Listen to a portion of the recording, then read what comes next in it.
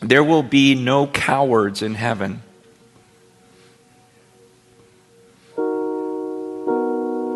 I heard that over and over this week.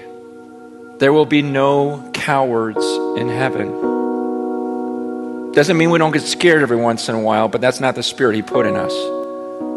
He doesn't allow us to be cowards. That's why, like I shared last week when I heard about the inner city and I thought, oh, I'm scared. That didn't sit well with me. I'm not supposed to be scared. I'm supposed to be fearless before the Lord. He didn't give me that spirit. It didn't sit right with me. He says there in Revelation 21, man, it's great. He goes, the one who conquers, the one who overcomes. He says, I'll be his God. He'll be my son. See, the strong ones, the ones that conquer those fears, the ones that conquer, their temptations, that conquer their doubts. He says, those are my children. But then the first thing he says in verse 8, he goes, but as for the cowardly,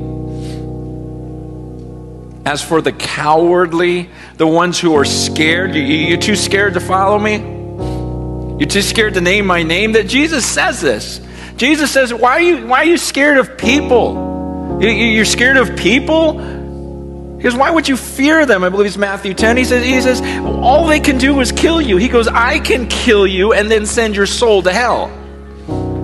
He goes, don't you think you should fear me more?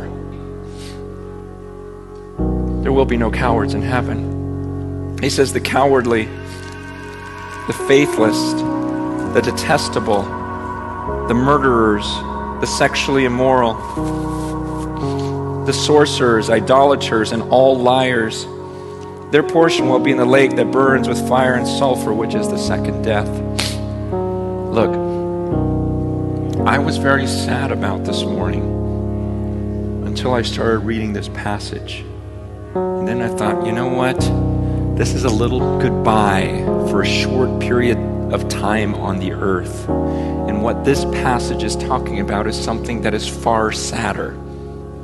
Okay? But I think, man, even if there's one person in this room who, if you were to die today and you have never confessed Jesus, you've never really lived for him, then you are going to spend an eternity apart from God. And I just began dwelling on that because I can't imagine that. I can't imagine being apart from God forever and then in a place of torment, what this place calls, which is a lake that burns with fire and sulfur. And it's not an immediate end. It's this torment day and night forever and ever. It says where you'll want to die, but you're not allowed to.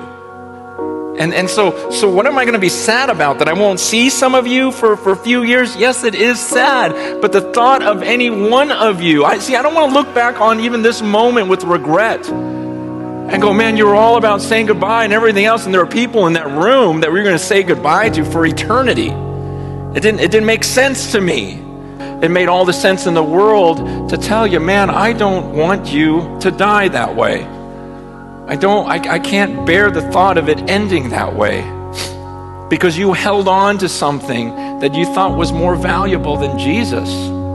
You thought, well, because the way she looked or the way, you guys just got along so well, that suddenly that's more important than this? And this eternity with God? Or whether it was your money and your comforts and you just go, no, I don't want to just follow God. I got to keep this certain standard of living. I got to have this stuff. I want this, I want that. And you're not willing to let go. Well, whatever addiction it is that's in your life, that God would give you, he promised he'll give you the power over those things if you'll trust him, if you'll let go. But at some point in your life, you've got to believe that he is more valuable than all of that he's worth it. And he says, because, it's the liars, he says.